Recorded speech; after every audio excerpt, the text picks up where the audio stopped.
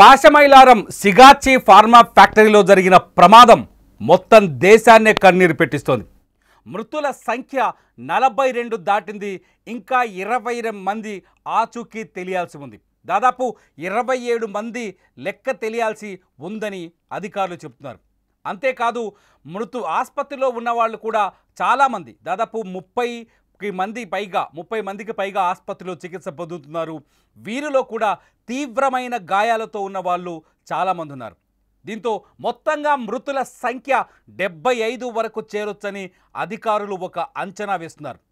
మొత్తం బిల్డింగ్ కూలిపోయింది. బ్లాస్టింగ్తో బిల్డింగ్ కూలిపోయింది.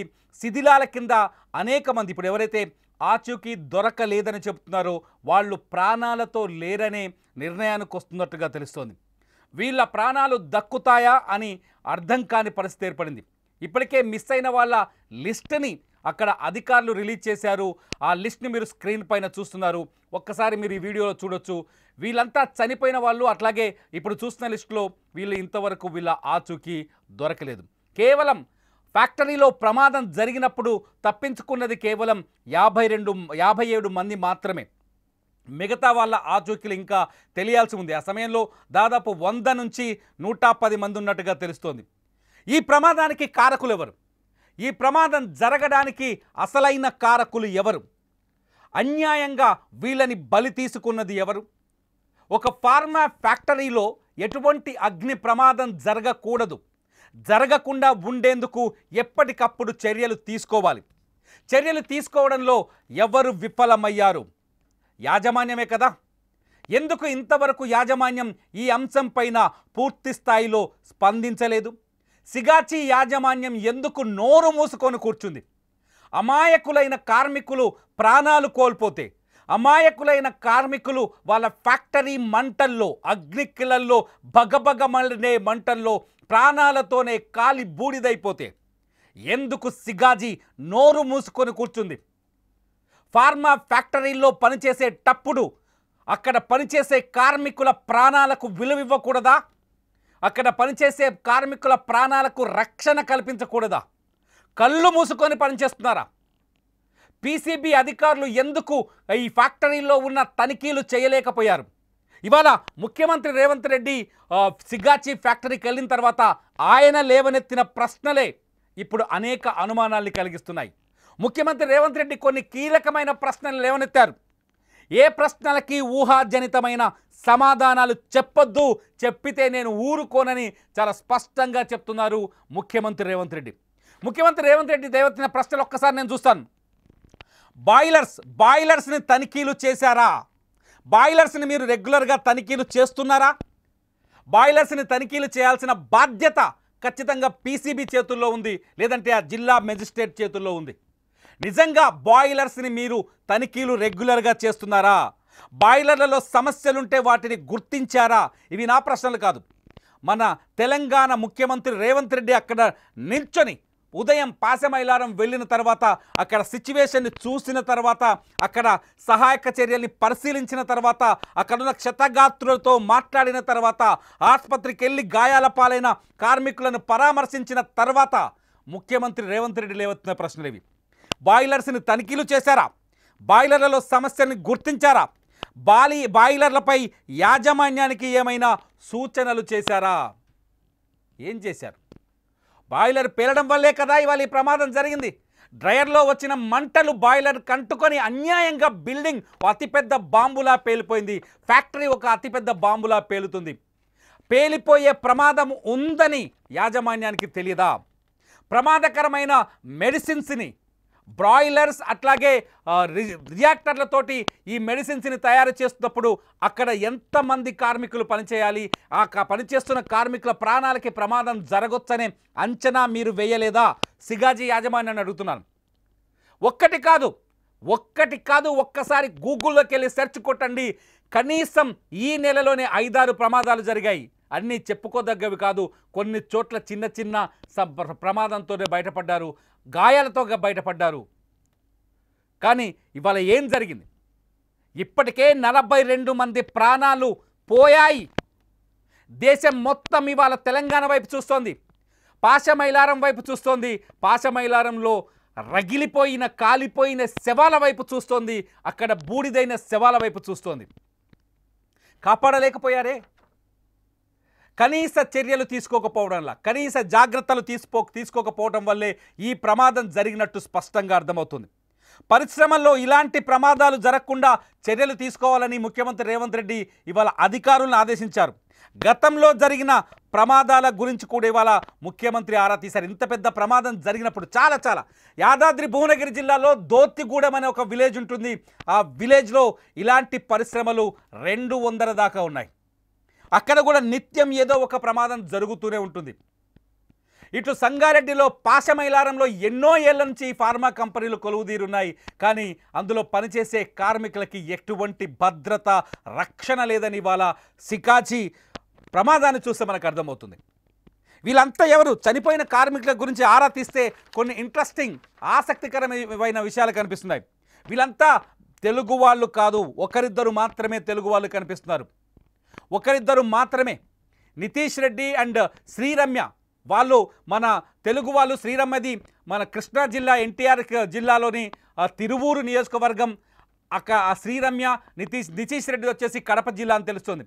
వీళ్ళిద్దరూ పాపం 2 నెలల్లో పెళ్లి చేసుకోవాల్సింది. వీళ్ళ పెళ్లిని స్వయంగా తిరువూరు ఎమ్మెల్యే కొలికపూడి శ్రీనివాస్ కుదిర్చారు.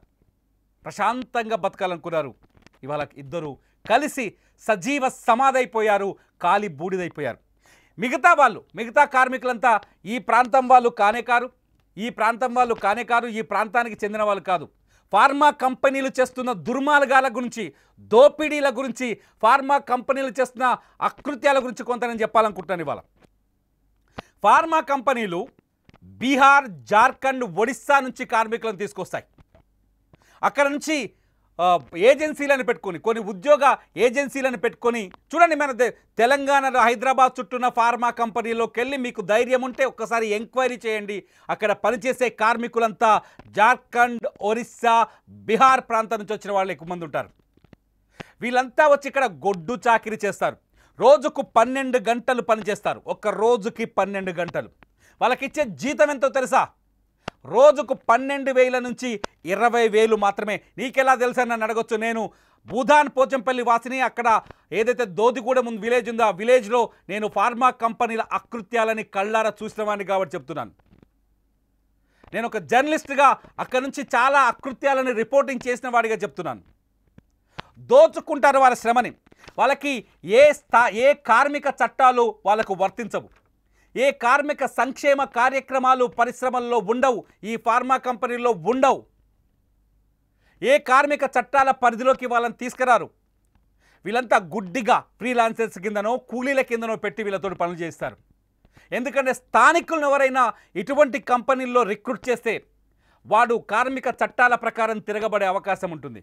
వాడికి యూనియన్ల సపోర్ట్ వచ్చే అవకాశం ఉంటుంది. వాడికి ప్రభుత్వం, రాజకీయ పార్టీల మద్దతు దొరికే అవకాశం ఉంటుంది. ఈ అవకాశం ఉండకుండా ఉండేందుకు ఈ సోకాల్డ్ ఫార్మా కంపెనీల యాజమాన్యాలు పెద్ద పేర్లుంటాయి. వీళ్ళకి సంఘంలో పెద్ద గౌరవాలు ఉంటాయి. వాళ్ళు బెంజ్ కార్లలో తిరుగుతారు. వీళ్ళు మంటల్లో కాలి బూడిదైపోతారు. వీళ్ళని ఇతర రాష్ట్రాల నుంచి తీసుకొచ్చి కార్మిక చట్టాన్ని ఉల్లంఘించి వాళ్ళ చేత పనులు చేస్తున్నారు. ఇది వాస్తవం. పీసీబీ అధికారులు ఖచ్చితంగా ఈ ఫ్యాక్టరీలని రెగ్యులర్గా తనిఖీలు చేయాలి. తనిఖీలు చేసే విధంగా జిల్లా కలెక్టర్లు ఖచ్చితంగా వాళ్ళపైన ఒత్తిళ్లు చేయాలి. ఇవేవి జరగవు. ఫైళ్ళన్నీ కలెక్టర్ ఆఫీస్కి వస్తాయి, అక్కడే సంతకాలు చేస్తారని కొంతమంది చెప్తున్నారు. నేనైతే ఇంకా చూడలేదు. దీనిపైన ఇంకా నిజాలు బయటికి రావచ్చు. పీసీబీ అధికారులు అసలు ఆ ఫ్యాక్టరీల వైపే చూడరనే చర్చ జరుగుతోంది. చూస్తే ఆ ఫ్యాక్టరీలు విడుదల చేసే రసాయనాలు, కెమికల్స్ అక్కడి మనుషుల్ని, ఫ్యాక్టరీల చుట్టూ ఉన్న గ్రామాల్ని తినేస్తుంటే పట్టించుకుంటారు కదా. చూడట్లేదని మనం కూడా నమ్మొచ్చు. పీసీబీ చర్యలు తీసుకోవట్లేదని. ఈ రియాక్టర్ల పైన, ఈ బ్రాయిలర్ల పైన ఎప్పటికప్పుడు ఎంక్వైరీ జరగాలని ఒక చర్చ ఉంది. వీటిపైన ఖచ్చితంగా తనిఖీలు జరగాలి. జరగకపోతే అక్రమాలకు పాల్పడతారు. ఎవడైనా పాల్పడతాడు. తక్కువ ఖర్చు పెట్టి కోట్లు సంపాదించాలనే ఆలోచన ఎవరికైనా ఉంటుంది. వాళ్ళు పట్టించుకోరు. ఈ పేలుళ్ళకి మొదటి కారణాలు బాయిలర్లని సరిగ్గా మెయింటైన్ చేయకపోవడం, రియాక్టర్లని సరిగ్గా మెయింటైన్ చేయకపోవడమేని కొంతమంది నిపుణులు చెప్తున్నారు. సో ఇక్కడ కూడా అదే జరిగిందా? ఇక్కడ కూడా అదే జరిగిందా? సిగాచి ప్రమాదం వెనుక కూడా ఈ నిర్లక్ష్యం ఉందా? ముఖ్యమంత్రి అడుగుతున్నారు కదా, నిర్లక్ష్యం ఉందా అని ముఖ్యమంత్రి ప్రశ్నిస్తున్నారు కదా. మరి దీనిపైన ఇప్పటికైనా చర్యలు తీసుకుంటారా? బీహార్ నుంచి పాపం అమాయకులు పొట్ట చేత పట్టుకొని ఆకలిని తీర్చుకోవడానికి గొడ్డు చాకిరీ చేసేందుకు వేరే రాష్ట్రం నుంచి వచ్చి ఇక్కడ తిండి నిద్ర వదిలేసి 12 గంటల పాటు ఒక్కో ఫ్యాక్టరీలో పనిచేసి రూపాయి పోగేసి ఎక్కడో వందల కిలోమీటర్ల దూరంలో ఉన్న వాళ్ళ కుటుంబ సభ్యుల ఆకలి తీరుస్తున్నారు వాళ్ళు. ఇవాళ చచ్చిపోయిన కార్మికులంతా దాదాపు వాళ్ళే అని తెలుస్తోంది. ఒకసారి ఆ లిస్టు చూస్తే మాకు అర్థమవుతుంది. ఆ పేర్లు చదువుతుంటే మన రాష్ట్రం వాళ్ళు చాలా తక్కువ మంది ఉన్నారు. మన రాష్ట్రం వాళ్ళు ఉంటే ఖచ్చితంగా సేఫ్టీ మెజర్స్ కోసం పోరాటం చేసేవాళ్ళు. మన రాష్ట్రం వాళ్ళు ఉంటే ఖచ్చితంగా మన కార్మిక సంఘాల దృష్టికి తీసుకెళ్లేవాళ్ళు. ఇతర రాష్ట్రాలకు చెందిన వాళ్ళు ఉండడం వల్ల వాళ్ళకి నోరు లేదు, మాట్లాడే హక్కు లేదు, ప్రశ్నించే శక్తి లేదు. అందుకే ఇవాళ ఇటువంటి ప్రమాదం జరిగినా వాళ్ళ గొంతు వినేవాడు లేదు. నిజంగా నేను సెల్యూట్ చేస్తున్నా ముఖ్యమంత్రి రేవంత్ రెడ్డికి. ఎందుకంటే బాధితుల పక్షాన ఫ్యాక్టరీ దగ్గరికి వెళ్ళి మాట్లాడినందుకు, ఫ్యాక్టరీలో ఇటువంటి కెమికల్ ఫ్యాక్టరీలో దుర్మార్గాలు కొనసాగుతున్నాయని ఆయన చూసినందుకు, ఈ ప్రమాదం తర్వాత అయినా ఆ ఫ్యాక్టరీలన్నింటిపైన విచారణ చేపట్టాలని ఆయన అధికారులని ఆదేశించినందుకు, ఈ ప్రమాదంలో ప్రాణాలు కోల్పోయిన ప్రతి కార్మికుడి కుటుంబానికి ₹1,00,00,000 పరిహారం అందిస్తానని చెప్పినందుకు, క్షతగాత్రులను ఆదుకునేందుకు 5 లక్షల పరిహారం ఇప్పిస్తానని హామీ ఇచ్చినందుకు ప్రధానమంత్రి నరేంద్ర మోదీయే బాధను వ్యక్తం చేశారు. ముఖ్యమంత్రి రేవంత్ రెడ్డి అక్కడికి వెళ్ళి ఆ కార్మికుల కష్టాలని కళ్ళారా చూశారు. ముఖ్యమంత్రి వేసిన ప్రశ్నలకైనా సమాధానం దొరుకుతుందా? ఈ ఫార్మా కంపెనీలు బెంజ్ కార్లలో తిరిగేవో ఫార్మా కంపెనీల యాజమానులారా, మీకోసం రక్తాన్ని దారపోస్తున్న, ప్రాణాలని దారపోస్తున్న కార్మికుల సంక్షేమం కోసం కొంచెం మేలు చేయండి. ఇదే నా చివరి ఆకాంక్ష. మరి మీరేమంటారు? ఈ వీడియో కింద కామెంట్ చేయండి. ఈ కామెంట్స్ పైన ఖచ్చితంగా ఈ వీడియో పైన మీరు కామెంట్ చేయాలి. కార్మికుల పక్షాన నిలబడి మాట్లాడాలి. నేను మాట్లాడిన దాంట్లో మిస్టేక్ ఉన్నా మీరు కామెంట్ చేయండి. చూస్తూనే ఉండండి లైవ్ అప్డేట్స్ కోసం సుమన్ టీవీ. దీనికి సంబంధించి చనిపోయిన కుటుంబాలకు ₹1,00,00,000 నష్టపరిహారం ఇప్పించాలి. పరిశ్రమ వాళ్ళతో మాట్లాడి ప్రభుత్వం వైపు నుంచి, పరిశ్రమ వైపు నుంచి చనిపోయిన కుటుంబాలకు ₹1,00,00,000 నష్టపరిహారం ఇవ్వాలి అని చెప్పి నేను ఆదేశాలు ఇవ్వడం జరిగింది. ఆదేశాల ప్రకారం మా మంత్రులు పరిశ్రమ యజమానులతో మాట్లాడి ప్రభుత్వం వైపు నుంచి సహకారం తీసుకొని వాళ్ళకి నష్టపరిహారం అందించడం జరుగుతుంది.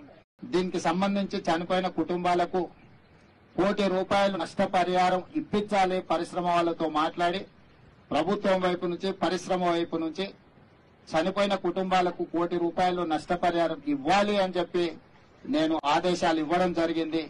ఆదేశాల ప్రకారం మా మంత్రులు పరిశ్రమ యజమానులతో మాట్లాడి ప్రభుత్వం వైపు నుంచి సహకారం తీసుకొని వాళ్ళకి నష్టపరిహారం అందించడం జరుగుతుంది. దీనికి సంబంధించి చనిపోయిన కుటుంబాలకు ₹1,00,00,000 నష్టపరిహారం ఇప్పించాలి. పరిశ్రమ వాళ్ళతో మాట్లాడి ప్రభుత్వం వైపు నుంచి, పరిశ్రమ వైపు నుంచి చనిపోయిన కుటుంబాలకు ₹1,00,00,000 నష్టపరిహారం